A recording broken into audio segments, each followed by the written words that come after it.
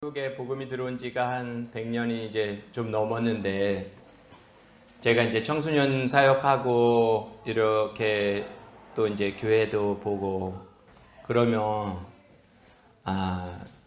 진짜 이 모든 역사와 모든 시간을 다 아시는 하나님이 보면 한국에서도 동일한 일이 일어나고 있구나 그러실 것 같아요. 그래서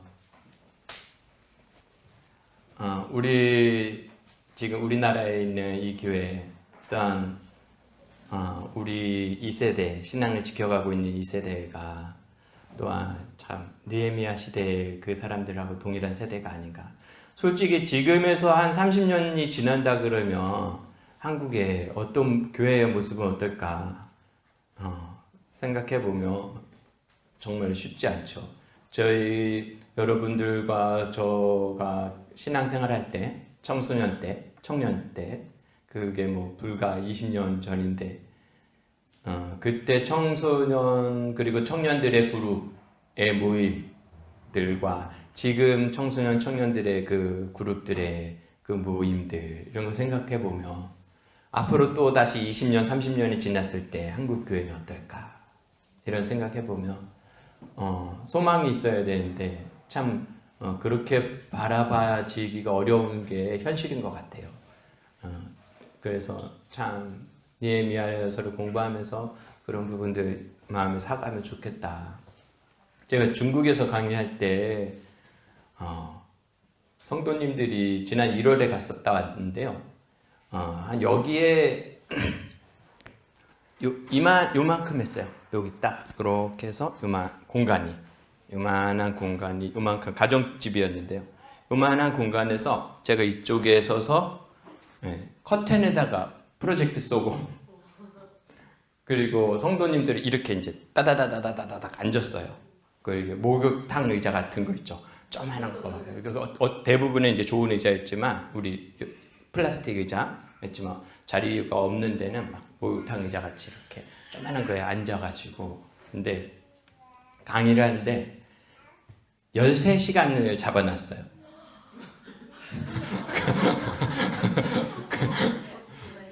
13시간요. 네, 하루에. 아침 8시 갔는데요. 강의 시간이 언제냐니까 아침 8시 반이래요. 그래서 그러면 언제 끝나냐니까 9시 반에 끝난대요. 그러면 13시간 맞죠? 거기에서 그 좁은 공간에서요.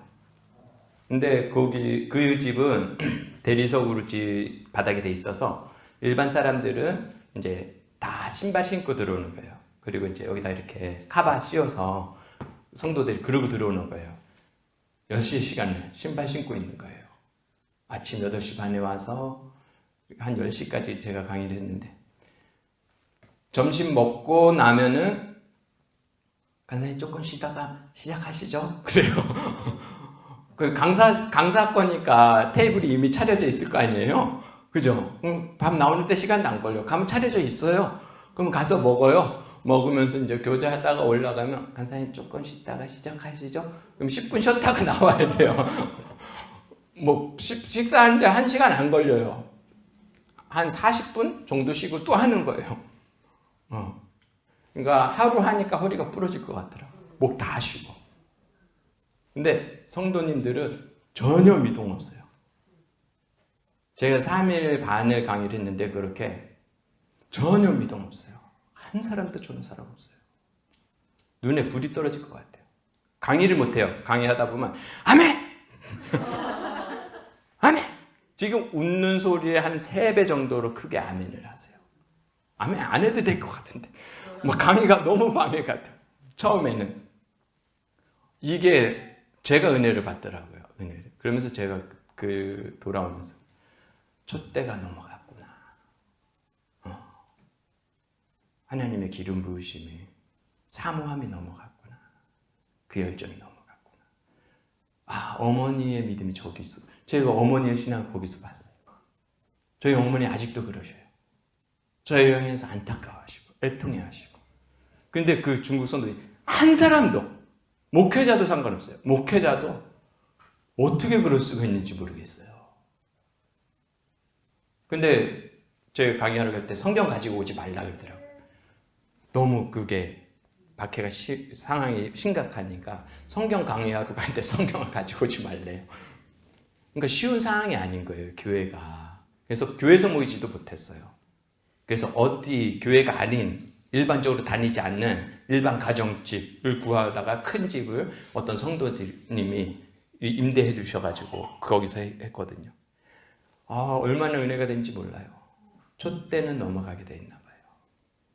근데 우리는 좀 안타까움이 필요한 것 같아요. 어머니처럼, 우리의 신앙을 물려준 선배님들처럼, 정말 우리가 새벽 기도에 목숨을 걸진 않지만 정말 그 촛대가 우리 세대에서 끊어지면 안 되잖아요. 정말 그 마음으로 어떻게 하면 하나님 내 가정을, 어떻게 하면 하나님 우리 아이들을, 어떻게 하면 하나님 우리 교회를. 제가 교회에서 30분 설교 넘어가니까 이거 편집해 주죠. 편집하죠. 30분 설교 넘어가니까 장로님 일어나서 나가시더라고요. 가방 들고.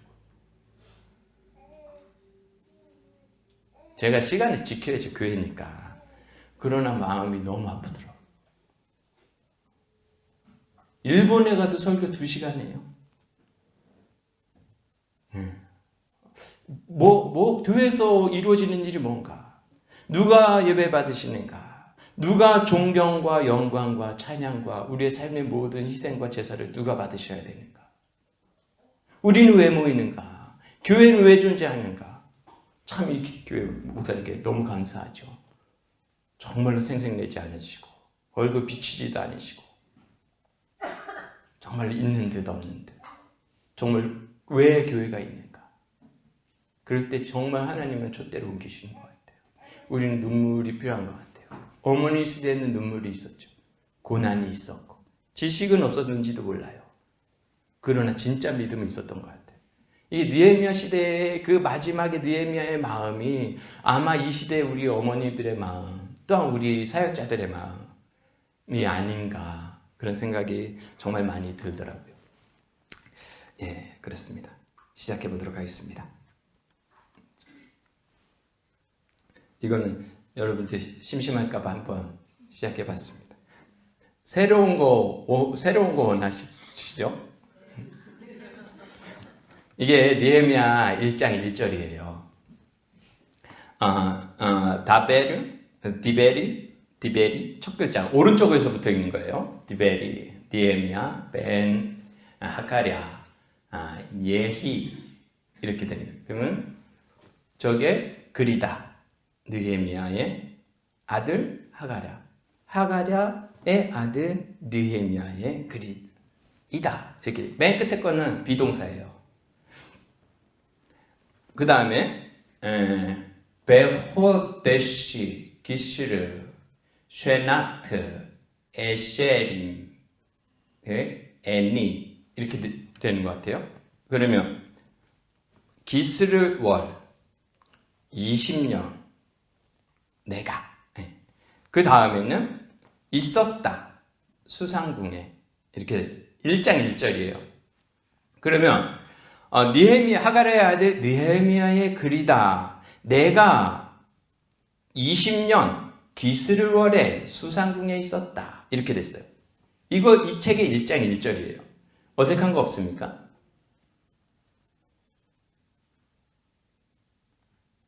어색한 거 있으십니까? 없습니까? 없죠? 그러면 1장 1절을 한번 읽어보도록 하겠습니다. 1장 1절 시작.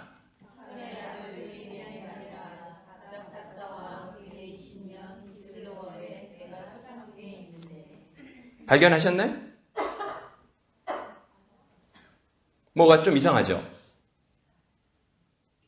그죠? 아닥사스다 왕이 없어요. 그래서 원문에는 아닥사스다 왕이 없습니다. 한글 성경, 개역 성경에는 있어요. 여러분 성경 어플에서 다른 버전을 검색해 보시면 아닥사스다 왕이 없는 것을 볼 수 있을 거예요. 만약에 1장 1절이 아닥사스다 왕의 연호가 없이 어떤 왕의 20년인지도 모른 채 1장 1절을 시작한다면 그것은 첫 구절로서 상당히 불완전하고 어색한 문장이 되죠. 만약에 이것이 글의 첫 문장이라면 아닥사스다 왕 20년 기스르월에 내가 수상궁에 있었다 라고 시작해야 될 거예요. 근데 아닥사스다 왕이 없다고 하면 내가 20년에 기스르월에 수상궁에 있었다 라고 하는 것은, 이것은 이미 이 앞에 있는 글에 20년의 연호가 누구의 연호인지를 나타내는 글이 있다는 거예요. 그래서 이것은 느헤미야서와 에스라서가 한 권이다, 한 권으로 보는 책이다 라고 하는 것에 결정적인 역할을 하는 구절이기도 해요. 제가 이거 가지고 베트남에 가서 이제 강의를 하는데 우리는 아닥사스다 없는데요 그러더라고요. 아마 대부분의 성경에는 이 아닥사스다 왕이 없어요. 그러니까 이거를 볼 때 우리 개역 한글은 각 권으로 보는 견해가 조금 더 가미되어 있는 견해라고 보시면 될 것 같습니다. 재밌습니까? 그냥 아닥사스다 20년이니까요. 그러면 느헤미야, 에스라 마지막에는 몇 년일까요? 에스라가 활동하던 그때는 아닥사스다 왕의 몇 년일까요? 에스라 7장 9절에 아닥사스다 왕 7년 1월에 에스라가 귀환하는 것으로 나와요. 에스라와 느헤미야의 이 귀환 연도 차이는 약 4년 정도 되는데요. 그러니까 약 13년? 에스라 7장에서 지금 느헤미야 1장까지의 시기는 약 13년 정도의 텀이 있는 거죠. 그 정도의 텀이 발생한 거예요. 보시면 지금 이게 페르시아 제국의 넓이에요. 여기 마지막 저 오른쪽 끝에 인디아 이렇게 돼가지고 큰 강 지류가 있죠. 그죠? 저게 인도 강이에요. 인도. 그리고 그 옆에 이렇게 내려가기 시작하는 시점부터가 인도예요. 그래서 페르시아 제국은 아주 넓어요. 바벨론과 아수르와 바벨론과 페르시아 이 모든 제국에 이제 여러분도 강의 많이 들으셨으니까 이런 지도를 많이 보셨을 거예요. 근데 실제적으로 똑같은 비율로 땅 넓이를 보면은 아마 페르시아보다 넓은 나라는 거의 없을 거예요. 로마 제국은 이 지중해를 끼고 저쪽으로 가죠. 그죠? 그래서 페르시아 제국 때는 그때는 이렇게 얘기했어요. 이 땅의 모든 면적을 내가 다 차지했다. 이렇게 선언을 했어요. 페르시아 제국은. 그래서 페르시아 제국은 세계가 네모났다고 생각했어요. 그래서 사방의 꼭지점을 내가 다 찍었다 라고 이렇게 선언할 정도로 페르시아 제국은 넓은 제국이에요. 아주 엄청나게 넓은 제국이죠. 이거는 페르시아 제국에 끌려가서 포로로 끌려가서 흩어져서 사는 사람들이 얼마나 유대 민족이, 그 중에서도 베냐민과 유다 지파의 그 사람들이 힘이 얼마나 미약할까를 나타내주는 그런 모습이라고 보면 돼요. 나라도 없고 정체성도 없고 아무것도 없는 사람들이 저 큰 제국에서 살아간다면 어떻게 생존하겠어요? 근데 그 중에서 소수를 뽑아서 하나님은 잊지 않으시고 그 언약을 지켜가시는 그런 하나님이시라는 거죠. 느헤미야에서 이제 하나냐라고 하는 동생이 예루살렘에 갔다가 왔다는 소식을 느헤미야가 들었어요. 그래서 느헤미야가 이제 그 소식을 듣고 그 하나냐를 불러서 이야기를 해요. 느헤미야, 하나냐, 예루살렘의 형편이 어떠하더냐? 라고 하니까 그 사람 동생이 얘기하죠. 큰 환난을 당하고 능력을 받으며 예루살렘 성은 허물어지고 성문들은 불이 탔다. 이렇게 이제 동생이 얘기합니다. 그때 이제 느헤미야가 이 말을 듣고 내가 앉아서 울고 수일 동안 슬퍼하며 하늘의 하나님 앞에 금식하며 기도하고. 느헤미야는 지금 어디에 있어요? 수상궁에 술 맡은 관원장으로서 있어요. 요셉이 술 맡은 관원장에게 잘 이렇게 관계가 연결이 돼서 술 맡은 관원장이 왕의 옆에서 요셉이라는 사람이 꿈 해몽을 잘 해줘서 내가 이렇게 됐습니다. 왕 옆에서 개인적인 말을 언제든지 할 수 있는 위치가 술 맡은 관원장이에요. 아까 보셨지만 이렇게 넓은 제국에 왕 옆에서 이야기를 할 수 있는 사람. 지금의 트럼프 대통령보다도 어떻게 보면 그 당시에는 더 높은 곳이 페르시아 제국이에요. 그 황제 옆에. 누가 있어요 지금? 느헤미야가 그곳에 있어요. 그런데 고국의 상황을 듣고서는 어떻게 해요? 울어요. 슬퍼요. 마음이 찢어지는 거예요. 자기는 지금 수상궁에 있고 왕의 술 맡은 관원장이니까 부족한 게 있겠어요?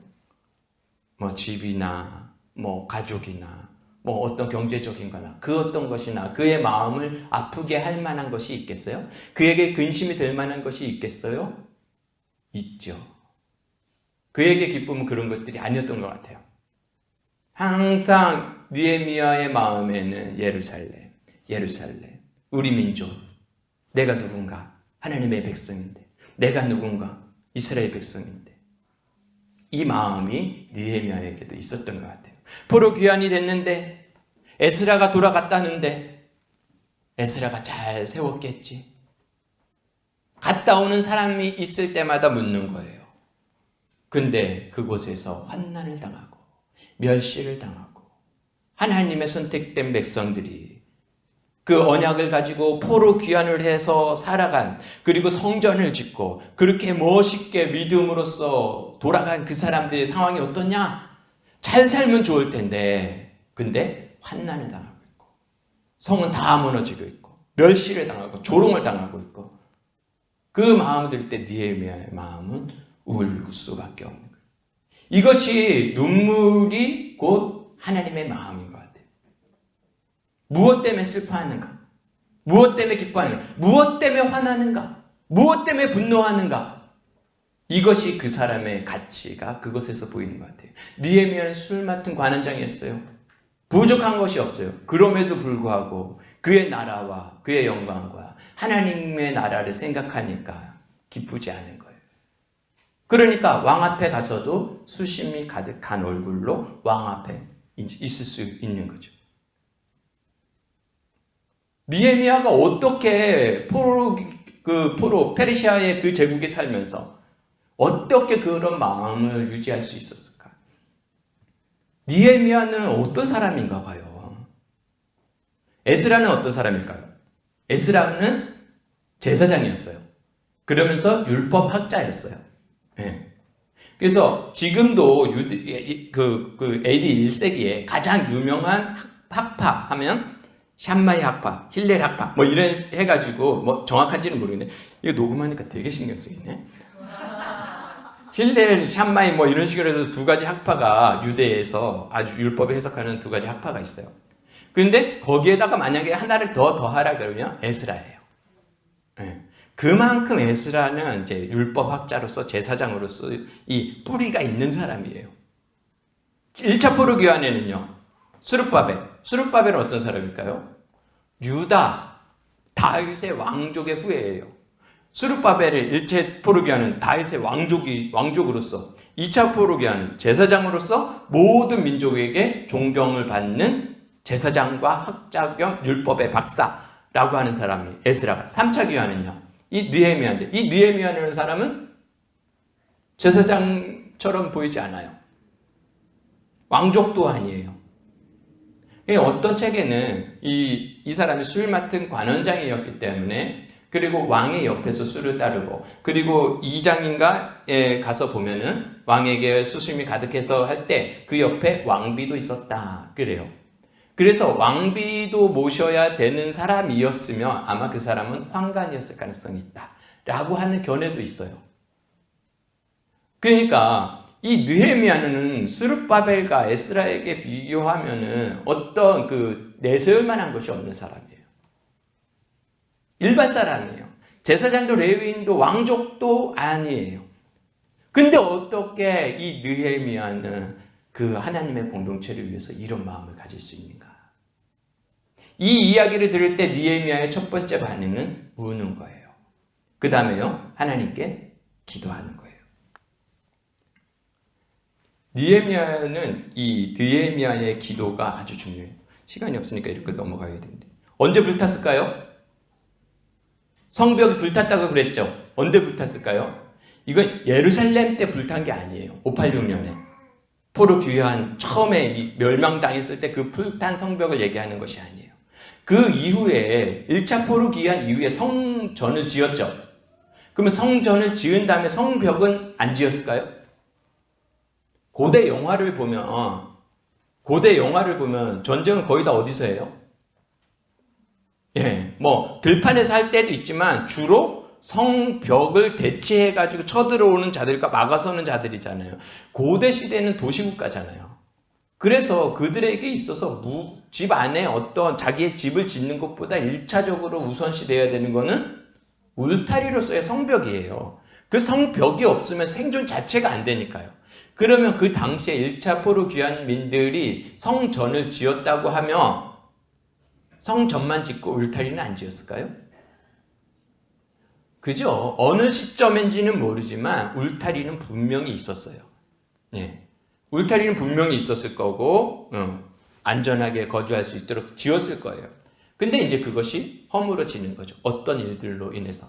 지난주에도 얘기했지만 메가비시수스의 장군의 그 반란, 혹은 이제 그것도 한 두 번째래요. 아닥사스다 왕 때의 두 번째 반란이래요. 그것보다도 그 이전에도 여러 가지 반란들이 곳곳에서 소요들이 있었을 거예요. 그래서 에스라 4장에서 여호와의 성전을 짓는데, 근데 아닥사스다 왕이 조서를 내려서 성전을 짓지 못하게 했다. 그런 글 있죠. 그게 좀 어려운 부분인데, 아닥사스다 왕은 지금 느헤미야 시대 때 왕인데 성전을 짓기는 80년 전이잖아요. 80년 전에 성전을 짓고 있는데 성전을 짓지 못하게 조서를 누가 내려요? 80년 후에 사람이 조서를 내려서 성전을 짓지 말라고 하는 거예요. 이상하잖아요. 지난주에 이제 강사님 이 얘기를 해주셨어요. 하여튼 이제 아닥사스다 왕이 조서를 내려서 건축하지 마라 이렇게 조서를 내렸거든요. 근데 이제 본문에 보면은 이거를 성전을 짓지 말라라고 하는 맥락에서 그 글을 써놨어요.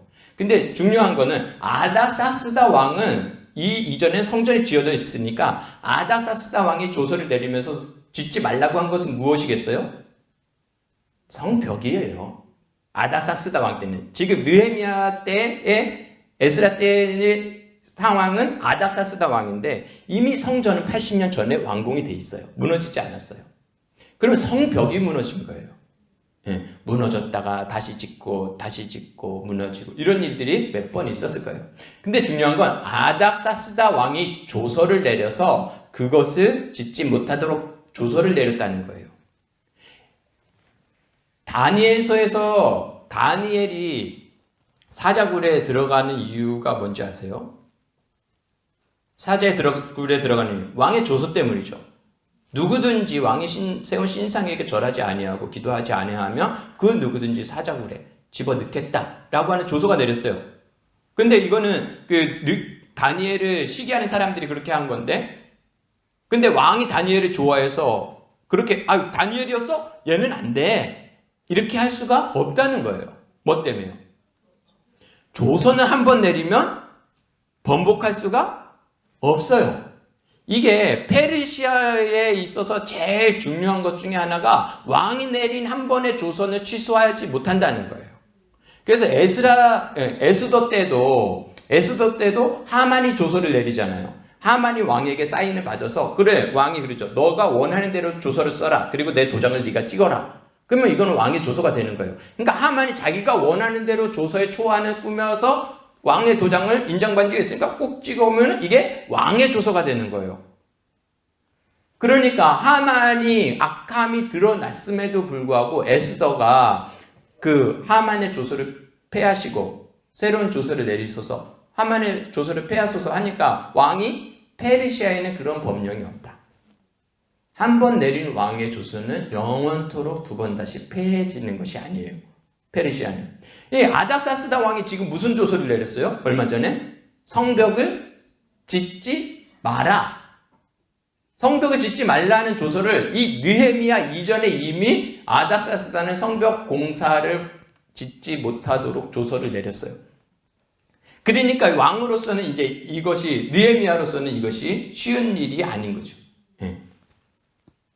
그래서 이것은 방금 전에 있었던, 얼마 전에 있었던 성벽이 무너지고 환난을 당하고 이런 일은 얼마 전에 있었던 일일 것이다 하는 거예요. 느헤미야가 이제 기도하는 부분이에요. 그 소식을 듣고 금식하고 하늘의 하나님께 기도를 하는데요. 6절, 7절 여기 이거 보이십니까? 예, 한번 읽어보죠. 위에 부분만 시작. 나와 내 아버지의 집이 범죄하여 주를 향하여 크게 악을 행하여 모세의 계명과 율례와 규례를 지키지 아니하였나이다. 이것이 회개 기도죠. 회개 기도할 때 우리가 이런 죄를 졌습니다는 거예요. 그렇게 해요. 그 다음에 8절로 넘어가서 모세를 통해서 하나님께서 우리에게 이렇게 말씀했습니다 라고 얘기하는 거예요. 그러면서 너희가 범죄하면 너희를 여러 나라 가운데 흩을 것이다. 그리고 너희가 만약에 계명을 지키면 하늘 끝에 있을지라도 내 이름을 두려고 택한 곳에 돌아오게 해주겠다. 이렇게 지금 이 사이에는 어떤 구절도 없어요. 우리가 범죄했습니다. 그 다음에 얘기한 거 너희가 범죄하면은 다 흩어버릴 것이다. 만약에 계명을 지키면 어떤 데 흩어져 있더라도 계명을 잘 지키면 돌아오게 해주겠다. 라고 한 이 이야기를 한 다음에 10절에 가서 이들은 주께서 일찍이 큰 권능과 강한 손으로 구속하신 주의 종들이요 주의 백성들입니다. 이렇게 하면서 결국은 우리를 보살펴 주세요. 돌아오게 해주세요. 우리를 회복시켜 주세요. 우리가 주의 백성 아닙니까? 이 이야기를 하는 거예요. 근데 여기서 저는 공부하면서 의문이 들었는데요. 8절에 너희가 범죄하면 여러 나라로 흩으시잖아요. 징계하시니까. 근데 언약을 지키면 회복의 조건은 뭐예요? 여기서? 언약을 지키면이에요. 언약을 지켜야지 돌아올 수 있게 해주는 거예요. 그런데 여기서 이스라엘 백성이 언약을 지켰나요? 포로로 끌려간 사람들이 언약을 지켰어요? 그러니까 이게 포로로 끌려간 건 있는데 그들이 그곳에서 언약을 지켰다는 얘기는 거의 없어요. 그러니까 언약을 지키지 않으면 흩어버리고 언약을 지키면 다시 불러 모아서 내 백성을 삼겠다고 하는데 느헤미야가 이렇게 얘기하면 우리가 범죄했습니다. 그리고서는 범죄에서 돌이켜서 우리가 하나님을 따랐습니다. 이런 고백들은 없잖아요. 그러면 어떻게 하나님께 우리에게 다시 불러 모아주시고 우리가 주의 백성이니까 회복시켜주세요라고 어떻게 기도하는 자가 그렇게 얘기할 수 있냐는 거예요. 제가 범죄했어요. 그래서 하나님 앞에 기도하면서 하나님 제가 범죄했는데 용서해 주세요. 그러면 하나님이 그래 너가 율법을 지키고 계명을 지키고 그러면 너 용서해 주고 회복시켜 줄게. 그러면 기도할 수가 없어요. 그렇잖아요. 나는 계명을 온전히 지킬 수가 없는데 내가 잘할 것이 하나도 없는데 어떻게 기도를 해요? 여기서 계명을 지키면 하늘 끝에 있을지라도 돌아오게 해주겠다라고 하는 이거를 갖다 들이대면은 이거 가운데서 유리할 사람이 아무도 없는 거예요. 저도 이게 궁금해졌어요. 느헤미야는 왜 이거를 가지고 이렇게 얘기하면 그들이 언약을 지킨 것이 아닌데 어떻게 돌아오게 해달라고 하나님께 어떻게 회복시켜달라고 하나님께 이 문구를 가지고 요구를 하지? 궁금했어요. 그래서 제가 궁금한 거는 그러면 회개기도 하는 것 자체로 잘못했어요 하는 것 자체로 계명을 지킨 것으로 해주나?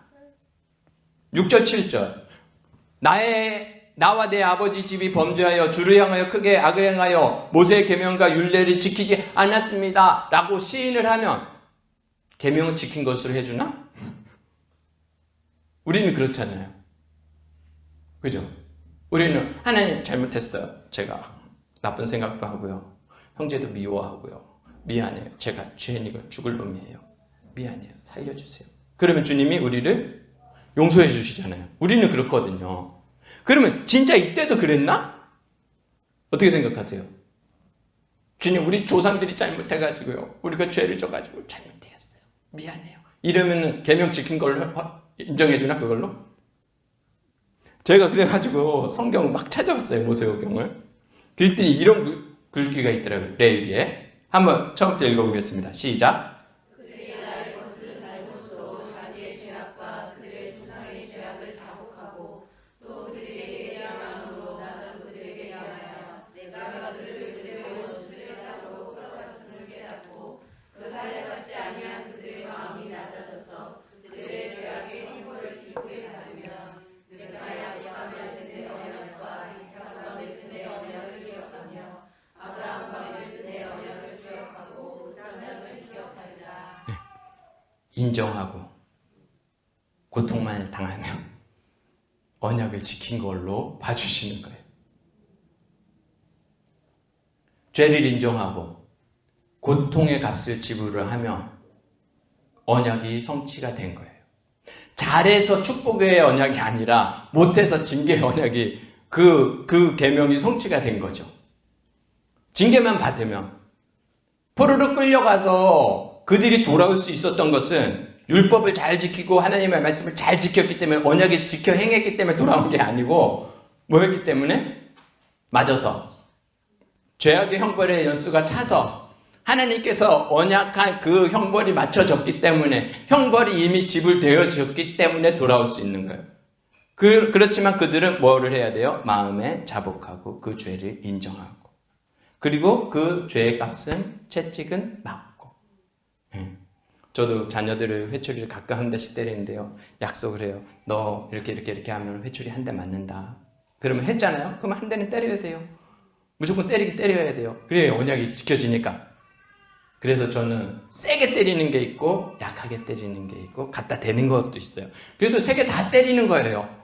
그래서 이렇게 많이 마음에 진짜 마음이 뉘우치고 있으면 이렇게 때려요. 종아리를 세게 때리면요 이렇게 핏자국이 나도록 세게 때려요. 딱 세 대를 넘어가진 않아요. 그러면요 맞으면요 끝난 거예요. 그거에 대해서 돌아보지 않아요. 이것이 신약에 와서 이것이 진짜 복음이에요. 우리는 죄를 자복하지만 채찍은 누가 맞으셔요?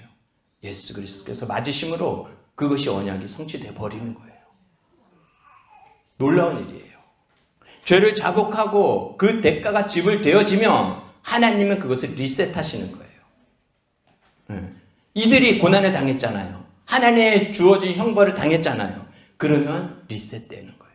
다시 기회가 주어지는 거예요. 우리에게는 그런 은혜가 있는 거죠. 예수 그리스도께서 우리가 맞을 형벌을 이미 다 당하셨기 때문에 항상 우리가 예수 그리스도 앞에 마음을 자복함으로 마음을 찢음으로 애통함으로 내가 진짜 죄인입니다 라고 할 때 주님이 맞으신 그것으로 인해서 우리는 항상 리셋되는 거예요. 고난 없이 용서되는 건 없어요. 죽음과 피 흘림이 항상 그곳에 있어요. 그러니까 우리가 회개할 때마다 정말 그 마음 찢음이, 마음 상함이 있어야죠. 주님은 이 형벌이 맞춰진다는 거 그 자체만으로. 그러니까 이제 우리는 하나님이 언약한 대로 예레미야를 통해서 언약한 대로 그 형벌을 다 당했습니다. 그리고 우리가 우리의 죄를 인정합니다. 우리가 악한 자입니다. 주님 우리를 돌아보셔서 우리는 악하지만 주님의 선하심을 드러내 주시옵소서라고 느헤미야가 하나님의 그 언약의 기초에서 이렇게 강구를 하고 있는 거죠. 그 다음에 느헤미야가 이제 기한이 차서 왕 앞에 갑니다. 여기 밑에 보면은 기스르월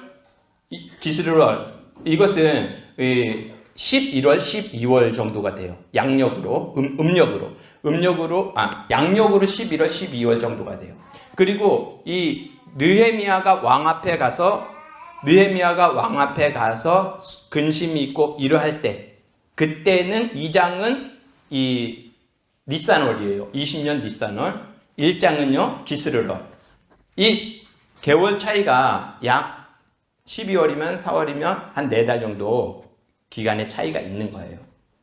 그러면 왜 느헤미야는 그 소식을 알고도 기도하면서 4달을 기다렸겠는가? 1장과 2장의 간격의 차이가 4개월이에요. 아마 이 느헤미야는 왜 이렇게 시간을 두고 그렇게 왕 앞에 나아갔겠는가라고 할 때 이런 견해들이 있더라고요. 당시에 왕이 여름궁, 겨울궁 이렇게 해서 돌아다니면서 통치를 했어요. 그래서 아마 술 맡은 관원장들이 그 성마다 있었을 것이다. 그래서 돌아오는 주기가 그렇게 돼서 아마 느헤미야가 왕을 그 옆에서 보필할 수 있는 시기가 되지 않았기 때문에. 또 하나는 뭐 임기, 그래서 몇 개월 동안만 왕을 보필할 수 있는, 같이 다니기는 하지만 요번 텀에는 이 사람이, 그 다음 텀에는 순번을 짜서 이 사람이, 이렇게 보는 견해들도 있고요. 또 하나는 저는 이 부분이 조금 더 그런 것 같은데, 또 하나는 뭐냐면 여기 지금 3, 4월이라고 하는 것은, 그 니산월을 3, 4월이라고 하는 것은 이 태양력이에요. 지금 우리가 쓰는 3월과 4월이에요. 근데 고대 시대에는 태양력을 쓰지 않고 원력을 썼어요. 음력 달력을 썼어요. 음력 달력. 그러니까 저희도 음력 있잖아요. 그러니까 한 음력이 때로는 2달, 3달의 차이가 있죠. 그러니까 니산월은 음력으로 치면은 그 당시 사람들은 음력을 썼으니까 그 당시에 니산월은 1월이나 2월이 되는 거예요. 그러면 기스르월은요? 또 한 2달 정도 빼면 9월이나 10월쯤이 되는 거예요. 그런데 이 니산월은 페르시아에서 니산월은 음력 1월, 2월이니까요. 시작되는 날이에요. 근데 이 니산월에 페르시아는 큰 축제를 하는데요. 에스더서에서도 축제를 많이 하잖아요. 그래서 페르시아에서 니산월에 아주 성대한 축제를 하는데, 그때 왕 앞에서 부탁하는 것은 왕이 모두 다 허락해주는 그 아주 좋은 축제. 그래서 왕의 관대함을 나타내는. 그래서 니산월에 왕 앞에서 요청하는 것은 왕이 모두 다 들어줘야 되는 그런 풍습이 페르시아에 있대요. 그래서 느헤미야는 기도하면서 그때를 기다렸을 것이다. 가장 좋은 적기에. 그리고 또 간절히 기도하면서 그런 때를 기다렸을 것이다 라고 하는 거죠. 그래서 이 느헤미야서 전체에 보면 느헤미야가 얼마나 철저한 사람인지 알 수 있어요. 또 하나 얼마나 기도하는 사람인 줄 알 수 있어요. 이거 뒤로 가면서 계속해서 나오겠지만 처음에 기도하는 사람이라는 거는 일장 자체가 기도로 시작하고 있잖아요. 다른 반응 안 하고 바로 기도하고 있잖아요. 또 하나는 철저하게 준비한다는 그런 부분이죠. 그래서 느헤미야가 이제 왕 앞에 가서 이제 작전을 짰죠. 왕 앞에 술 따르면서 이러는 왕이, 야, 너 웬일이냐? 네가 평소에 웃는 얼굴로 있더니 오늘은 얼굴이 왜 똥 씹은 얼굴이냐? 아니, 그게 아닙니다. 죄송합니다. 그 당시에 왕의 옆에서 보필하는 신하들은 얼굴을 구기고 인상이 좋지 않을 경우 사형을 당하는 사례도 많았대요. 이것은 당신의 통치가 마음에 들지 않습니다. 당신의 통치로 우리가 평안하지 않습니다. 라고 하는 메시지이기 때문에. 저희도 기분 나쁘죠. 우리 사역하는데 중고등부 애들이 설교 듣다가 저는 기분 나빠요. 설교 재미없어요. 뭐 이런 사인이거든요. 애들 이기니까 어떻게 할 수는 없고. 근데 집에서 아이들이 엄마 아빠가 얘기하는데 막 그만하세요. 이러면 기분 나쁘죠. 봉건주의 시대에 왕은 모든 생사 여탈권을 가지고 있는데 그의 앞에서 수심이 가득하게 한다는 것은 그의 생명을 내놓은 행위나 마찬가지. 근데 느헤미야는 이제 그날을 정한 거죠. 하나님께 기도하면서 그날을 정한 거예요. 그래서 이제 작전대로 수심이 가득한 얼굴로 간 거예요. 이전까지는 그런 얼굴을 하지 않았어요. 근데 오늘은 내가 이 말을 하리라. 그렇게 해서 이제 수심이 가득하니까 내가 병이 없거늘 어찌하여 수심이 가득하냐? 너가 마음에 근심이 있구나. 왕이 너 무슨 일이냐? 마음에 근심이 뭐냐? 라고 물어봐 준 게 감사하죠. 여러분도 어디 회사 가서 근심하고 있으면 사장님이 와서 아유 근심 있으세요? 무슨 일이세요? 이렇게 물어봐 줍니까? 여러분들 교회 가면 목사님이 막 이렇게 좀 이러고 있으면 무슨 근심이 있으세요? 어떤 일이세요? 커피 한잔 할까요? 신방 갈까요? 무슨 일이세요? 말씀해 보세요. 이러십니까? 뭐 그래주면 감사하죠. 우리 남편들도 그러지 않잖아요. 막 이러고 있으면 그죠? 수심이 있고 근심이 있으면 왕이 그거를 신하에게 물어봐줄 의무가 없어요. 신경 쓰이게 해서는 안 되는 거예요. 뭐 내쫓거나 징계를 하거나 그래도 못할 판에 왕이 신하의 얼굴을 보면서 그 마음의 근심이 궁금해지는 거예요. 무슨 근심이 있니? 나에게 얘기해보렴. 이건 하나님의 특별한 은혜예요. 네. 그 큰 나라를 다스리는 자가 술 맡은 관원장의 근심거리에 대해서 그걸 왜 묻겠어요? 네. 하나님의 섭리가 그 기도 통해서 이루어지고 있다는 거죠.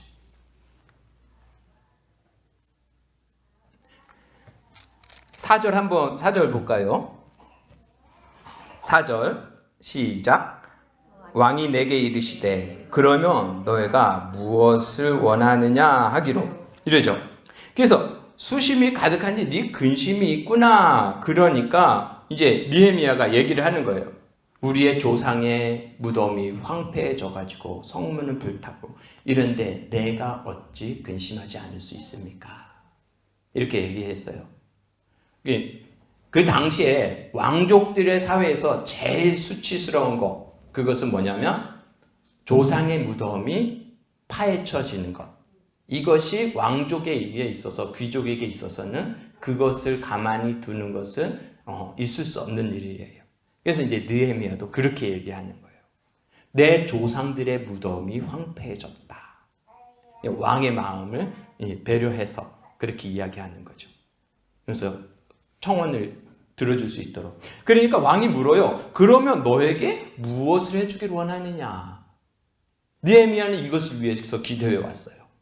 뭐라고 하겠어요? 나를 총독으로 파견해 주셔서 황폐한 성읍을 다시 일으킬 수 있도록 해주세요. 이 얘기를 하고 싶은 거예요. 그것을 위해서 4개월 동안 눈물로 금식하면서 기도해 왔고 오늘 그 자리에서 왕이 너에게 그러면 무엇을 해주길 원하느냐라고 묻고 있어요. 근데 느헤미야는 그 이야기를 듣고 무엇을 할까요? 음성 듣기를 하는 거예요. 여호와 하나님께 묵도하여. 이게 느헤미야서에서 아주 유명한 구절이에요. 느헤미야의 짧은 기도. 그 왕이 눈 뜨고 내 앞에서 너에게 뭘 해주길 원하냐? 그러니까 잠깐만요. 기도 좀 해보고요. 주님, 내가 뭐라고 얘기를 할까요? 이렇게 했을까요? 그건 아닐 거예요. 근데 내 앞에서 왕이 나에게 묻는 그 순간에 주님, 지금입니까? 주님, 제가 말해도 됩니까? 주님, 지금 일해주세요. 짧은 묵상, 짧은 순간에, 그 찰나의 순간에 제가 집에서 가끔 음성 듣기 하고 이렇게 나누다 보면 제 말이 길잖아요. 네? 지금도 2시간이 가까이 돼 가는데 말이 길어요. 음성 듣고 제가 이렇게 하나님이 이런 마음을 주셔서 라고 얘기하면 집사람이 그래요. 그 짧은 순간에 그걸 다 들었어? 다 들었어요. 다 들었다고요. 풍성하게 표현하다 보니까 지어내지 말고 그 짧은 시간에 그걸 다 들었냐? 음성 듣기는 30초 하고 이야기는 10분 하는 거예요. 하나님하고는 그럴 수 있죠. 느헤미야가 왕이 눈앞에서 내가 너에게 무엇을 해주길 원하냐? 라고 할 때 주님, 지금입니까? 왜 그럴 수 있을까요? 많이 해봐서 그래요. 많이 해봐서. 제가 처음에 DTS 훈련 받으니까 음성 듣기 하니까 들리질 않아요. 제가 그래서 특별 훈련, 그래서 지금은 없는데 저희 열방대학에 예전에 침묵 기도 시간이 있었어요. 그래서 9시, 지금도 있나요? 9시 넘어가면서부터는 소리 내서 기도하면 안 돼요. 그 전까지는 소리 내서 기도하고 9시 넘어가면서부터는 기도실에서 아무도 소리 내면 안 돼요. 이게 침묵 기도 시간이에요. 그래서 작정하고 8시부터 가서 9시까지는 통성 기도하고 9시부터는 1시간 동안 침묵 기도를 하는 거예요. 1시간 동안 침묵 기도를 했는데 안 들려요. 1시간을 기도해도 뭐라고 가끔 하나님께서 마음 주시는 게 있는데 진짜 그때는 잘 안 들리더라고요. 근데 이제는 안 그래요.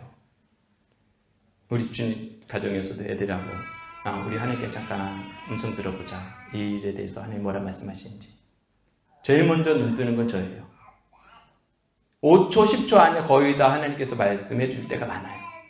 지금 광주에 올라가서 비사역도 섬기는데요. 그때도 이제 중보기도 매일 해요. 중보기도 이제 나라를 위해서 음성 듣기를 하고 이제 또 할 거 아니에요? 저는 제일 먼저 눈 떠요, 항상. 왜? 계속해서 주님하고 교통하고 음성 듣기 하고 주의 마음을 사모하고 내 마음. 근데 진짜 제일 안 들릴 때는 언제냐면요. 죄악을 범하고 있으면 정말 안 들려요.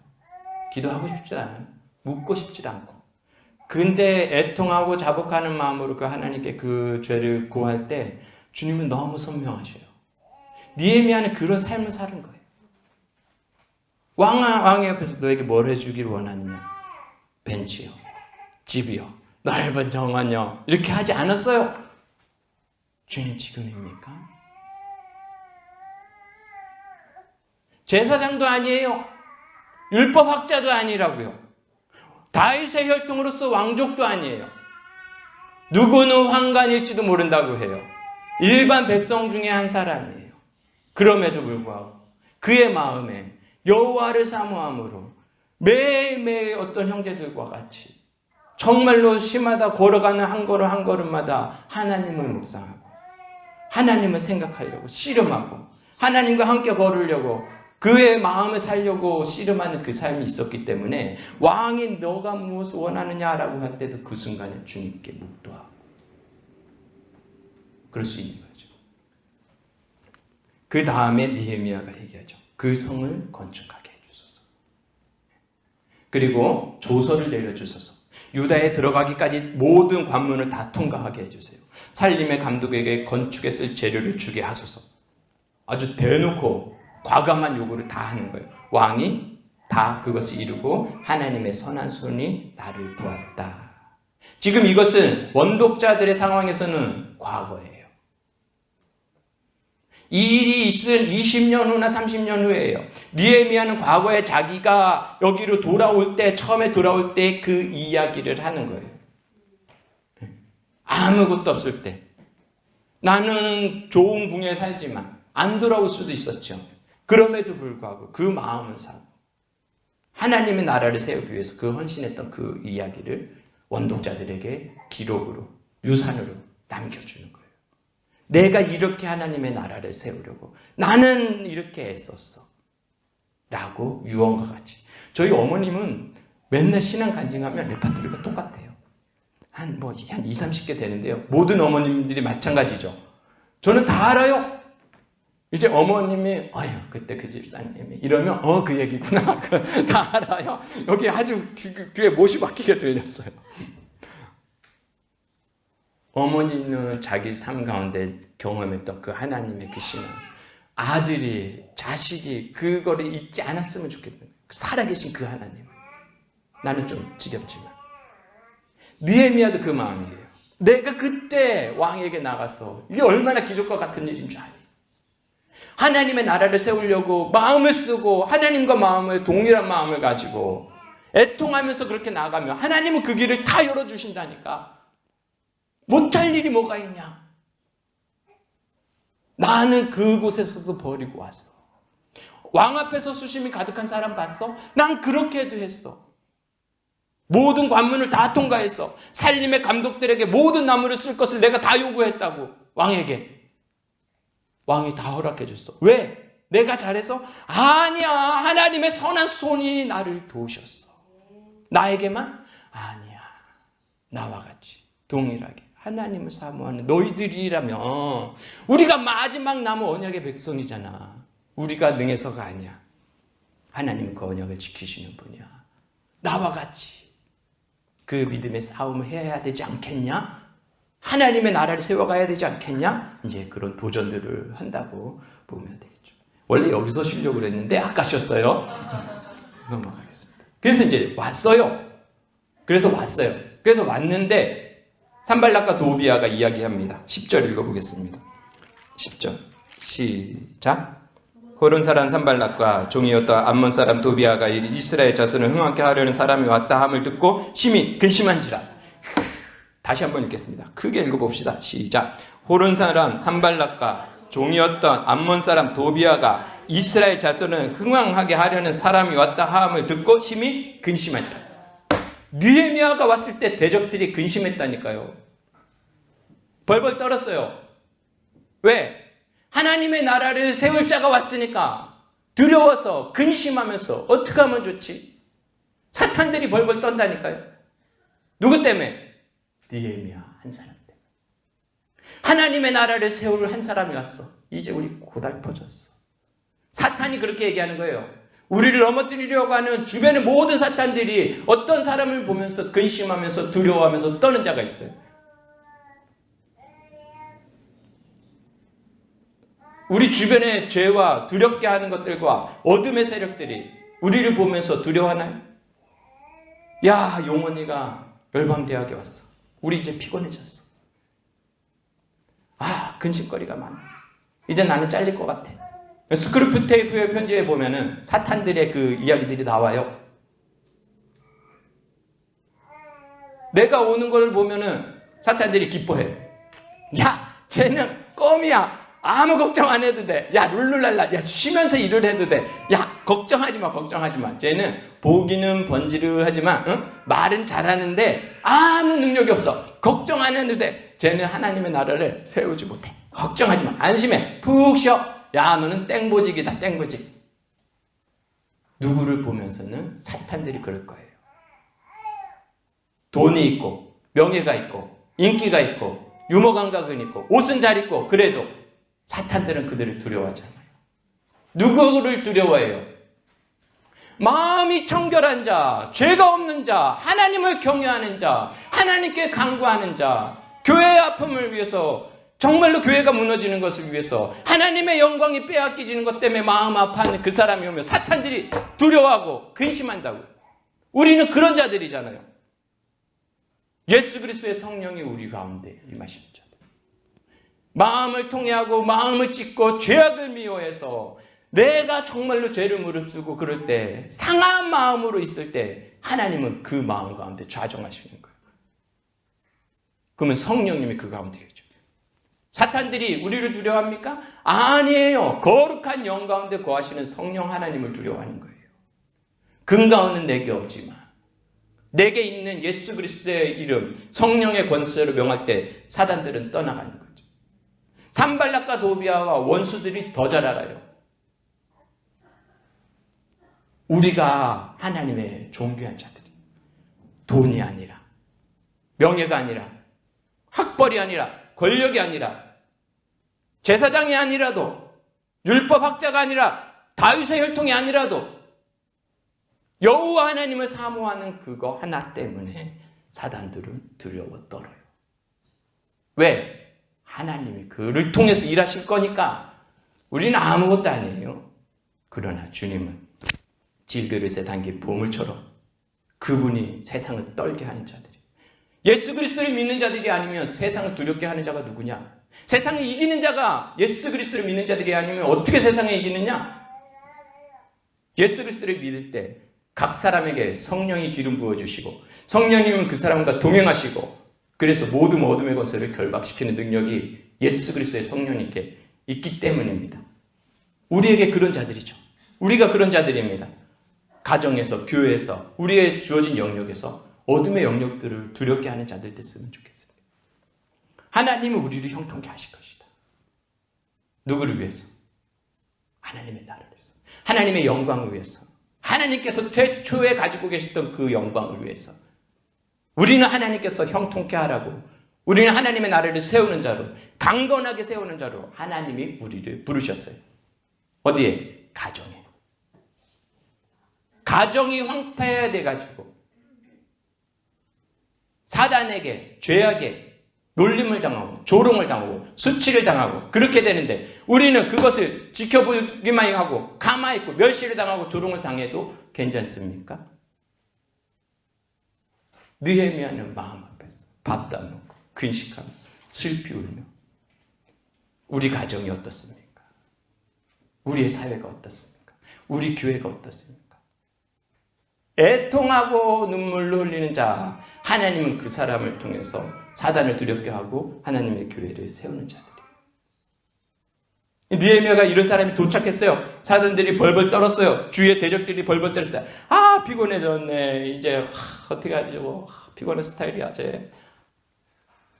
이러고 있을 때 느헤미야가 밤중에 3일째 밤에 아무에게도 말하지 아니하고 아무에게도 말하지 아니고 아무에게도 말하지 아니고 밤중에 이 3번이 이 문단에 나와요. 페르시아 황제의 옆에서 술 맡은 관원장이에요. 그러면은 호위병들이 있었을까요? 없었을까요? 오바마 대통령의 비서실장을 했던 사람이에요. 그 사람이 제주도에 왔어요. 송당 캠퍼스 작업하러 가는데 한밤중에 나귀 한 마리 타고 지 혼자 가는 거예요. 말이 돼요? 대적들이 수두룩한데 느헤미야가 페르시아 황제 바로 옆에서 이런 사람이에요. 그래서 느헤미야에게는 총독에게는 군인이 있어요. 총독에게는 군인이 있다고요. 부대가 있어요. 호위병들이 있고요. 그래서 이 뒤에 가보면 이 호위병들에게도 다 같이 성 쌓는 일을 그거를 시켜요. 보초를 시키고요. 걔네들한테도 월급도 안 주고 자기도 월급도 안 받고. 네. 호위병들이 다 있었어요. 근데 호위병들은 아무도 데려가지 아니하고 밤중에 혼자 시종 한 명만 데리고 나귀를 타고 밤중에 가는 거예요. 아무에게 들키지 않으려고. 왜 갔을까요? 왜 그렇게 했을까요? 저는 이해가 안 됐어요. 그러다가 읽다가 알았어요. 12절 읽어봅시다. 12절 시작. 내 하나님께서 예루살렘을 위해 무엇을 할 것인지 내 마음에 주신 것을 내가 아무에게도 말하지 아니하고. 하나님이 느헤미야에게 혼자 가자라고 말하신 것 같아요. 하나님이 느헤미야를 통해서 어떤 마음을 주셨어요. 그래서 느헤미야는 그것에 대해서 반응하면서 가는 거예요. 하나님께서 내 하나님이 예루살렘을 위하여 무엇을 할 것인지 내 마음에 주신 그것 때문에. 정확히 그것이 뭔지는 모르겠어요. 그런데 아마 혼자 가자라고 말하지 않았을까. 저희 어머니 간증 중에 말이 안 되는 거 많이 있는데요. 어머님이 새벽 예배 가려고 그러는데 씻고 막 그러는데 어머니 양말을 신는데 하나님이 그러시더래요. 사랑하는 딸아, 양말 신지 말고 가자. 그러더래요. 그래서 저희 수도 없이 들었어요. 이거는 뭐 거의 어머니 대사하고 똑같아요. 그래서 제가 그랬어요. 양말 신고 가나 벗고 가나 무슨 차이라고. 하나님이 그 양말 신고 가지 말래요. 그게 무슨. 아유 참 어머니도 처음에는 그랬어요. 근데 수없이 들으니까 이제는 아무 이유 없잖아요. 양말 신고 가든지 뭐 하나님이 양말 신고 가면은 들으시고 양말을 벗고 가면은 예배를 받으시고 양말 신고 가면 하나님 예배 안 받으시나요? 하나님 그런 하나님 아니에요. 양말 신는 거하고 벗는 거하고 상관이 없어요. 하나님 예배 드리는 거는. 어머님 말씀은 참 이상하게 하시네. 막 그랬거든요. 몰라요. 하나님은 어떤 하나님인지 몰라요. 우리가 앉아야 될 때가 있고 일어설 때가 있고 울어야 될 때가 있고 웃어야 될 때가 있죠. 하나님이 각 사람에게 어떻게 말씀하시는지 몰라요. 이 사람한테 혼자 가자고 그러는 거예요. 니에미야 군인들 데려가면 돼. 이렇게 이랬을지도 몰라요. 이거는 추측입니다. 니에미야야 혼자 가자. 이랬을 수도 있을 것 같아요. 왜? 대적들이 다 보고 있으니까. 이 계획이 밖으로 새어나가면 안 되니까. 며칠 만에 성벽이 쌓아졌는지 아세요? 52일, 2달이 안 돼서 무너졌던 예루살렘 성벽을 다 쌓았어요. 2달이 안 돼서. 52일. 얼마나 놀라운 일이에요. 그 당시에 포크레인도 없었어요. 지게차도 없었다고요. 저희 송당에 가서 기둥장 박는 작업하거든요. 우리 이렇게 통에다가 이렇게 콘크리트를 박아서 한 이만한 거에다가 기둥 하나씩 다 박아가지고 이거를 날라야 돼요. 차 길에서 저 산속까지 날라야 돼요. 그러면 여기가 하나 날리는데 가다가 한 3번, 4번 쉬어요. 둘이서 이렇게 짊어지고 막 가다가. 그리고 그날 저녁에 왔는데 여기가 시뻘개서 어깨가 다 까졌어요. 그 고대 시대에 건축 기술이 얼마나 뛰어나겠어요. 네, 52일 만에 다 했다는 거예요. 어떻게 그게 가능해요? 느헤미야는 철두철미한 사람이에요. 철저한 사람이에요. 아주 계획이 아주 철두철미한 사람이에요. 그러니까 이렇게 하면은 방해 방해꾼들이 볼 수도 있겠구나. 아, 그래. 누군가가 대적이 하나가 내 보디가드들한테 꼬셔서 돈을 줘가지고 느헤미야가 무슨 생각을 하는지 그 정보를 캐내갈 수도 있겠구나. 그래서 방해 공작을 세울 수도 있겠구나. 국가대표들이 축구할 때도 전술훈련할 때는 기자들한테 오픈할 때가 있고 오픈하지 않을 때가 있어요. 특히 월드컵 같은 그런 때는 뭐 기자들한테 들키지 않으려고 막 이상한 데 가가지고 전술훈련하고 그러죠. 그러면 이 기자들이 막 산에 올라가서 망원 렌즈로 막 촬영하고 이러면 그걸로 소송도 걸고 그래요. 정보를 들키지 않으려고. 느헤미야는 아마 그랬을 거예요. 자기의 신변의 위협이 있음에도 불구하고 성벽을 짓는 것을 위해서 철저하게 이것을 은밀히 급속하게 한 번에 쫙 진행해서 대적들이 일어나서 뭔 일이 있었니? 하다 보면 성벽이 완성돼 있게 하려고 52일 만에 그것이 끝나게 하려고 느헤미야는 철저히 이 정보를 관리하는 거예요. 아마 그것도 하나님이 그 느헤미야의 마음 가운데 주신 게 아닐까. 하나님이 느헤미야의 손으로 내가 너를 통해서 할 일을 마음에 주셨다. 그러기 때문에 내가 밤중에 나갔다. 네, 이런 부분 저는 그렇게 생각합니다. 그렇게 이제 돌아와서 느헤미야가 이야기를 하죠. 17절 18절 한번 읽어보겠습니다. 시작. 그 후에 그들에게 이르기를 우리가 당한 공경은 너희도 보고 있는 바라. 예루살렘이 황폐하고 성문이 불탔으니 자 예루살렘 성을 건축하여 다시는 수치를 당하지 말자. 또 그들에게 하나님의 선한 손이 나를 도우신 일과 왕이 내게 이른 말씀을 전하였더니 그들의 말이 일어나 건축하자 하고 모두 힘을 내어 이 선한 일을 하려 하며 밤에 나갔다가 돌아와서 백성들에게 얘기를 했어요. 우리의 성벽이 이렇게 불타고 이렇게 돼서 조롱과 수치와 환난을 당하고 이런 어려움을 계속 당하는데 우리가 성벽을 지은 다음에 다시 수치를 당하지 말자. 우리가 어찌 이렇게 계속해서 멸시와 천대를 받을 수 있느냐. 하나님의 백성이 그 당시에 많은 사람들이 성벽이 무너진 것을 보고 그대로 있었어요. 저는 그런 생각을 해봤어요. 에스라는 이거 보고 뭐 하고 있었을까? 뭐 했을 것 같아요? 성경 공부했어요. 성경 공부. 에스라는 그때 있었거든요. 느헤미야 전에 와 있었어요. 근데 아마 에스라는 SBS 간사님들처럼 거기 가서 성경 공부하고 있었던 것 같아요. 농담입니다. 농담. 느헤미야는 그 무너진 것을, 어떤 사람은 무너진 것을 보고 에이 그렇지 뭐 원래 그랬는데 뭐 예전에도 그랬어. 우리가 그렇지 뭐. 야 사람이 다 그렇지 뭐. 살다 보면 어려운 일도 있고 멸시도 당하고 뭐 그렇지 뭐. 우리가 항상 좋은 일만 있니? 그러려니 인생이 그런 거야.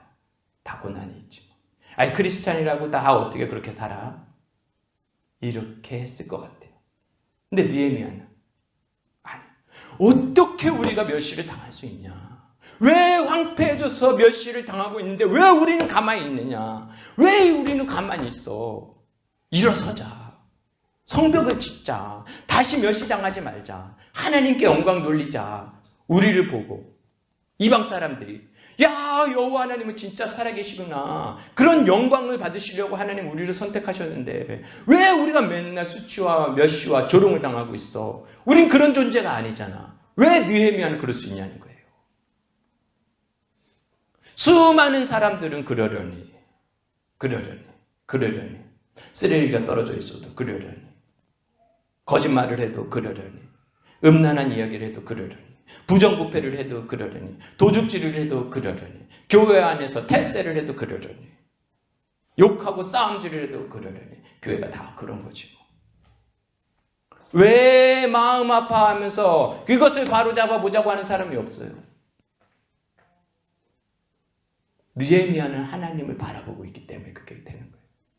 하나님을 바라보고 하나님과의 관계 속에 있기 때문에 계속해서 하나님의 얼굴을 구하고 있기 때문에 무엇에 대해서 분노해야 되는지 그 하나님의 마음이 있는 거예요. 무엇에 대해서 애통해야 되는지 그 마음이 있는 거예요.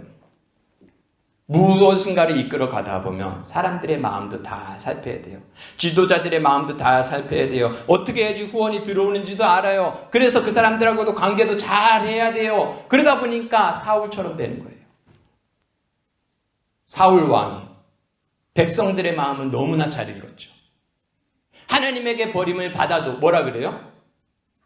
버림받은 건 괜찮은데 백성들이 나를 무시하지 않도록 백성들 앞에서는 내 얼굴 좀 세워줘. 사무엘에게 그러잖아요. 하나님이 당신을 버렸습니다. 하나님이 당신을 왕으로 삼은 것을 후회합니다. 하나님이. 그러니까 사울왕이 그러는 거예요. 그러냐? 그렇구나. 아이고 좀 마음이 아프네. 그렇지만 우리 백성들 앞에서는 그 얘기하지 말고 내 가오 좀 세워줘. 이러는 거예요. 그러니 사울왕이 다스리는 이스라엘이 어떻게 되겠어요? 지도자가 누구를 두려워해야 돼요? 지도자가 누구를 보고 있어야 돼요? 하나님을 보고 있어야지. 그 마음이, 하나님의 마음이 지도자에게 담기는 거죠. 동역하는 자들의 마음도 살피고 또한 협력해야 되는 사람들의 마음도 살펴야 돼요. 그러나 하나님의 백성은, 하나님의 나라를 흥왕케 하는 사람들은 하나님의 얼굴을 구하는 사람이어야 돼요. 그의 마음이 우리 가운데 있어야 돼요. 그래서 아버지께서 애통하실 때 같이 애통하고, 그래서 하나님께서 이사야에게 누가 나를 위해서 갈고 누가 나를 대신해서 가겠느냐? 하나님이 찾으시잖아요. 그때 이사야가 내가 여기 있습니다. 왜? 이사야는 아버지하고 마음이 동일하기 때문이에요. 아버지께서 분노하실 때 분노할 수 있고, 아버지께서 애통하실 때 애통할 수 있고, 아버지께서 기뻐하는 그 자리에서 기뻐할 수 있는 그 사람이 하나님의 나라를 세울 수 있는 사람이에요. 아버지를 보지 아니하고 세상을 보고, 세상의 흐름을 보고, 날씨를 보고, 청기를 보고 사람의 마음을 살필 수 있는 그것만으로는 하나님의 나라는 세워지지 않아요. 사람의 공동체는 세워질 수 있을지 모르죠. 그러나 이렇게 느헤미야가 도전할 수 있는 것, 정말 하나님을 느헤미야가 가깝게 만나고 있었기 때문인 것 같아요. 우리의 가정이, 우리의 직장이, 우리의 교회가 무너진 영역이 있다면 왜 무너진 영역이 없겠어요? 왜 다시 세워야 될 영역이 없겠어요? 근데 왜 느헤미야와 같은 사람들이 없어요? 우리 교회가 이것으로 멸시당하지 말자. 우리 교회가 이것으로 조롱당하지 말자. 다시 회복하자. 다시 정결케 하자. 우리 가정이 이것으로 다시 넘어지지 말자. 우리 다시 한번 도전하자. 왜 못하겠어요? 제일 어려운 것이 넘어진 거를 다시 세우는 거예요. 제가 열방대학에 오는 건 다 스토리가 있어요. 응? 처음부터 신학교 간 다음에 열방대학 간사가 돼야지 이렇게 하시는 소수의 정말로 고귀하신 분들이 있어요.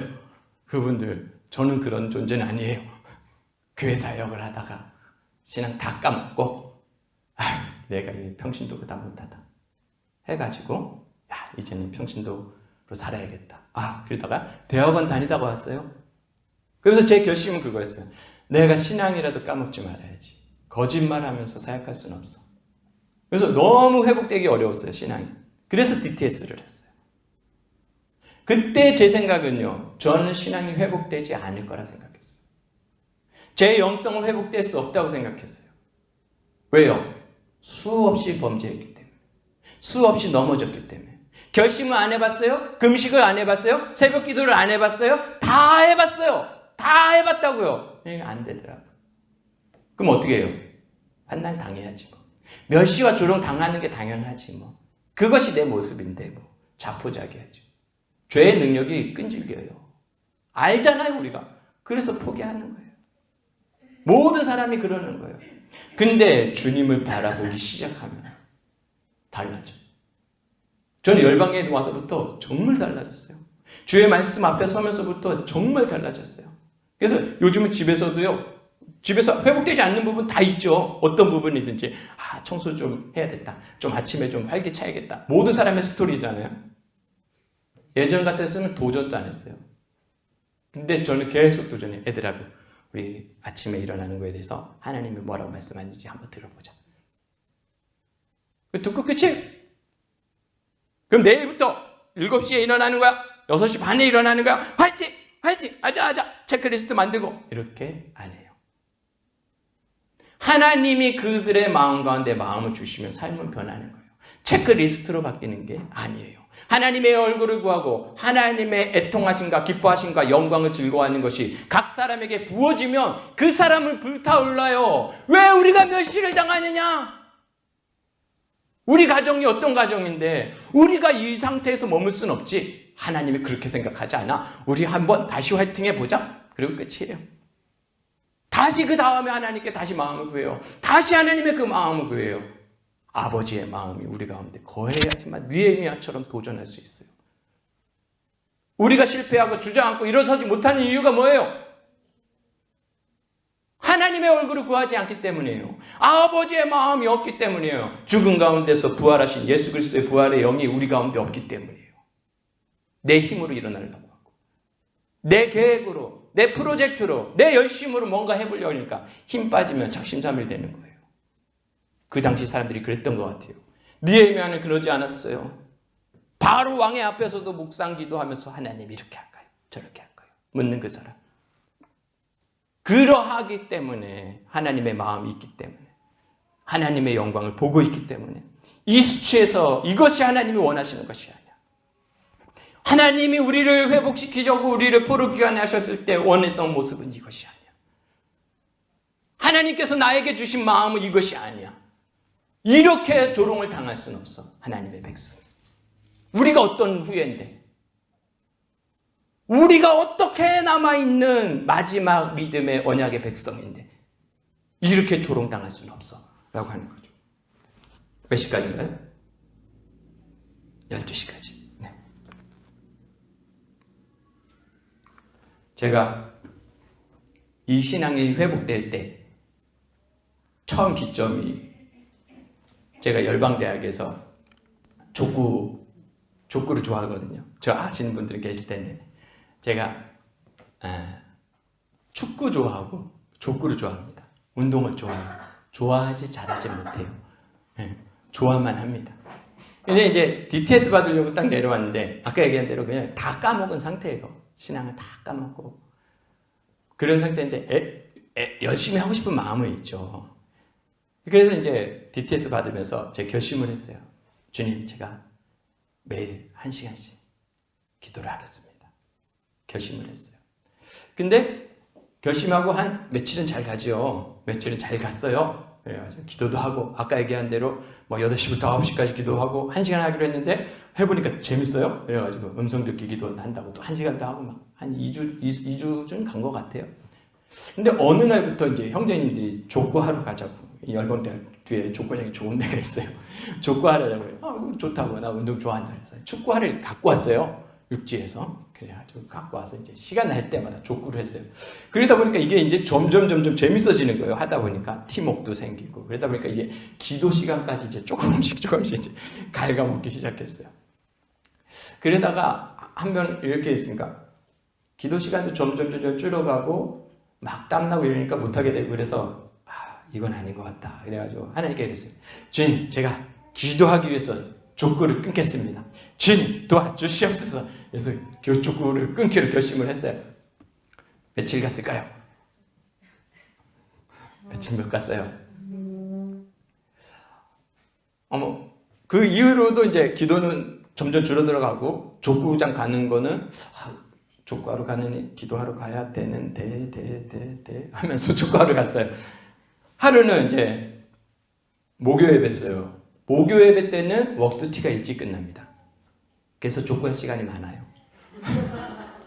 원래는 4시부터 6시까지가 웍두티인데 목요일 날은 그 목요 예배 때문에 웍두티를 당겨서 해요. 그래서 빨리 하고 나면 예배 전까지 이 족구할 시간이 많아요. 그래가지고 그날은 목요일이었어요. 그래서 족구장에 가서 이제 웍두티 끝나고 한 2시간 동안 열심히 했어요. 진짜 재밌어요. 진짜 다이나믹해요. 그런데 이제 막 이제 끝나고 이제 목요 예배잖아요. 그래서 막 끝나고 샤워하고 가려고 했는데 시간을 보니까 벌써 7시 10분이야. 그래가지고 안 되겠다. 한여름이니까 7시라도 화내요. 그러다 보니까 늦은 거예요. 그래서 족구장으로 끝나고 이제 바로 그냥 예배실로 갔어요. 땀이 범벅이죠. 땀이 범벅이. 근데 딱 예배실에 들어왔는데 모든 사람이 이렇게 두 손 들고 하나님의 임재가 있는 것 같아. 너무 멋있게 예배를 드리는 거야. 그날따라 더 그러는 것 같아요. 막 두 손 들고 막 앞에서는 막 뛰고 난리를. 근데 제가 10분 늦어서 이래 와가지고 근데 막 이러고 있는 모습을 뒤에서 보니까 막 정죄가 드는 거예요. 야, 신앙 다 까먹어가지고 신앙 회복하겠다고 대학원도 때려치고 온몸이 기도할 시간도 부족한데 가서 족구나 하고 있고, 족구 안 한다고 그랬잖아. 안 한다고 결심도 하고 그래 놓고 뭐 하는 짓거리냐. 그래가지고 제가 거기서 이렇게 짝다리 짚고 맨 뒤에서 이러고 있었어요. 맨 뒤에서 저기 그냥 돌아갈까? 예배 참석했으니까. DTS는 목요 예배 참석했습니까? 체크하는 게 있어요. 그 참석했으니까 들어가서 샤워나 할까? 진짜 이럴 때 내 스스로의 정죄가 얼마나 정말 수치스럽고 다 때려치고 올라가고 싶고, 역시 나는 안 되는 인간이에요. 그리고 한 5분 정도가 지났어요. 근데 제가 이렇게 앞에 있는 사람들이 뒤통수 쳐다보면서 좋겠다 이러고 있는데 내 앞에 여기에 이렇게 제가 상상하는 건지 진짜 뭔가 보이는 건지 홀로그램이 그런 것 같아요. 여기 앞에 뭔가 확 보였어요. 어떤 사람이 족구장의 네트 앞에 있었어요. 족구장이 이렇게 돼 있으면 여기는 조금 열방대학이 산속에 있으니까 산 비탈이에요. 근데 네트가 딱 갈라진 그 여기에 산 비탈에서 이렇게 엉덩이를 깔고 이렇게 앉아서 이렇게 하얀 옷 입은 사람이 이렇게 하면서 재밌게 족구를 관전하고 있는 거예요. 예수님이었어요. 그 모습을 딱 보여주시면서 용환아, 나는 너가 족구하는 거 정말 재밌어. 얼마나 재밌는지 아니? 왜 안 된다고 생각해? 난 재밌어. 난 너가 좋아하는 게 얼마나 기쁜지 몰라. 그 순간 다 끝났어요. 얼마나 눈물이 나고 하나님의 마음이 무엇인지 알고, 와, 내가 정말 율법주의구나. 내가 애쓴다고 이게 회복되는 게 아닌데, 내가 바등바등한다고 회복되는 게 아닌데, 하나님의 얼굴이 구하고 하나님의 임재가 부여지고 그의 성령님은 우리 가운데 오지 않으면 우리는 전혀 바뀌지 않아요. 소생되지 않아요. 그 어떤 프로젝트도 이루어지지 않아요. 어떤 사람도 자기의 결심으로 회복되는 사람 없어요. 저는 그 순간부터 회복되었어요. 저는 자유해졌어요. 그 어떤 것도 하나님 앞에 결심 안 해요. 더 하나님의 마음을 구하려고만 해요. 실수하면 하나님의 마음을 구하려고 해요. 하나님의 영이 떠나는 게 두려워요. 다시 피폐해질까 봐. 이스라엘의 공동체, 무너져 있는 공동체, 성벽이 무너져서 조롱과 멸시를 당하는 그런 공동체 다시 세울 수 있는 힘은 어디 있습니까? 오직 예수 그리스도뿐이에요. 하나님의 임재뿐이에요. 우리에게는 그 어떤 선한 것도 없어요. 모든 사람이 죄를 범하였으면 하나님의 영광에 요만큼도 이를 만한 것이 우리에게 없어요. 하나님의 은혜를 구하는 자. 그래서 짧은 시간이라도, 그 찰나의 시간이라도 하나님께 묵상하는 자. 모든 범사에 하나님을 묵상하는 자. 느헤미야가 그런 사람이었어요. 그런 사람 가운데 하나님을 임하셔요. 그래서 그 사람을 통해서 하나님의 무너져 있는 성벽을 세우려고 하시죠. 우리가 그런 사람들 됐으면 좋겠어요. 우리가 있는 모든 영역 가운데 단 한 사람 내 자녀를 양육하는 데 있어서도 포기하지 말고, 내 힘으로 하지 말고 하나님의 음성을 듣고 하나님의 마음을 구하면서 무너져 있는 영역들을 세워가려는 여러분들 되시기 원하고, 마음을 찢으면 하나님이 그 가운데 기름 부으셔요. 그것이 그리스도인의 능력입니다. 아멘. 그런 시간들 되기를 축복합니다. 기도하고 마치겠습니다. 주님, 우리의 눈을 열어서 주님을 보게 하옵소서. 주님, 우리의 눈을 열어서 주님만 바라보게 하옵소서.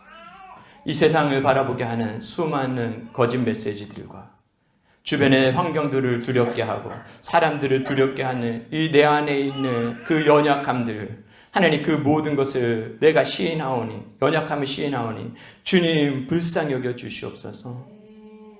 주님, 우리에게 맡겨주신 아버지 영역들에 대해서 아버지의 마음을 가지고 도전할 수 있도록 도와주시옵소서. 주님, 나도 포기하고 있고 나도 주저앉아 있고 하나님, 내가 어떻게 할 수 없는 존재임을 또한 우리가 뼈저리 느끼는 바입니다. 주님, 불쌍히 여겨주시옵소서. 불쌍히 여겨주시옵소서. 애통하는 마음 주시옵소서. 의에 줄이고 목마른 자 되게 하옵소서. 하나님, 피비린 날에 나는 그 제사를 주님 받으시지 않으신다고 하고 마음에 상한 것과 마음의 할례와 마음이 찢는 그 마음을 주님께서 찾아보신다고 하셨사오니 주님, 내가 죄를 미워하고 주님만 더 사모합니다. 그렇게 해서 하나님의 나라 세우기를 원하고 하나님의 가정 세우기를 원하고 하나님의 자녀들과 하나님의 교회와 하나님 이 땅이 하나님의 나라가 되도록 그렇게 세워가는 자 되기 원합니다. 주님, 우리에게 다가와 주시옵소서. 말씀해 주시옵소서. 주님, 우리가 느헤미야처럼 무릎 꿇고 기도하고 짧은 순간 어느 순간에도 길을 걷다가도 하나님 사람들과의 교제하더라도 주님께 아뢰는 마음 주시옵소서. 아이와 같은 마음 주시옵소서. 주님, 우리 가운데 좌정하여 주시옵소서. 감사하며 예수님의 이름으로 기도합니다.